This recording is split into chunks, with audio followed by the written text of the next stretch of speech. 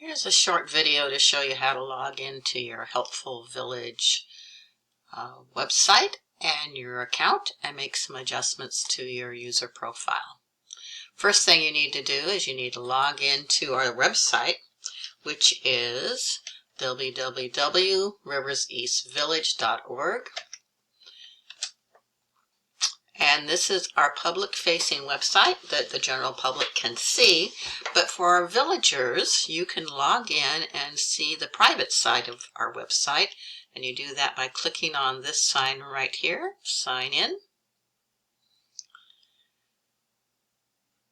And you will need to, I'm going to sign out so you can see what it looks like when I sign in.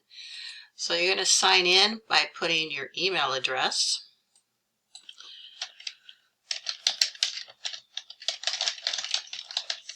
Whatever your email address is, and then you have a password that goes along with that, so enter that and then click on login. And so right up here where it used to say sign in, it now has a different picture, and this is the photo we added to Helpful Village that indicates this is our test account. You can put your personal photo there if you like. Some people like to do that. And right next to that picture is a little black drop-down arrow, and that's what you click to enter your information. And so here's my profile for our test account, and this is where the photo goes. And here are some tabs that you can access to see what we currently have listed for you as a villager. If you're a volunteer, it will list your volunteer information. If you're a member, it will list your member information. And here is your contact information. To edit anything in your profile, including your photo, you scroll down to the very bottom and you click on Edit. And here you can choose a file to upload to your profile picture. Here you can write a little bit of a biography about yourself that you would like to share with other villagers. It doesn't go out to the public. It's just for you to add some information about you, like what area you live in, how long you've lived in our area, if you're married, if you're single, if you got kids, if you got pets, whatever you want people to know about you is a good place to put it. And then you would add your street address. And in this first box, it only goes your house number only. And the second box is your street. And the third box, your city. And Oregon, of course. And your zip code. And here's where you list your emergency contacts. This is really important information for our office staff to have.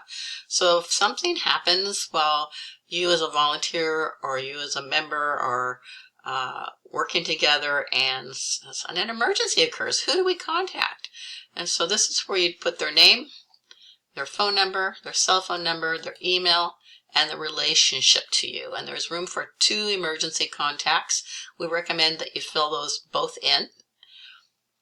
If you are a volunteer, this will show up, and this is where you indicate what kind of things you want to do as a volunteer. And when you open your own profile, you'll see that there are already some things selected, and you can easily change them by clicking or unclicking. A few items are grayed out. You cannot click on those. And that's because these require some extra work, some extra training before you can become a driver. And everything that you click will show up on the daily email you get that are called pending service requests. So if we have a member who's asking for any of these things that you've clicked, those items will show up on your pending service request email that comes out every morning about 10 o'clock. If they're not clicked, you won't see them. For volunteers, this is where you can activate a vacation period. If you're going to be, put in the date you're going to be leaving and the date you're going to be returning, and that will prevent those emails, those daily emails, from going to you while you're gone. All you have to do is when you make your changes, click Save. And that's it. Profile was successfully updated.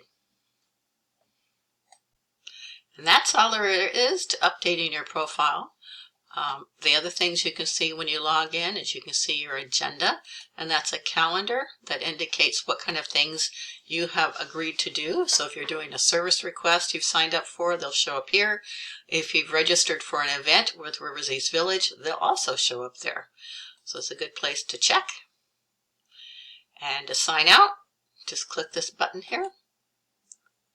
And that's it. Hope that was helpful, and if you have additional questions, please call or email our village office, and one of our office staff will be happy to help you.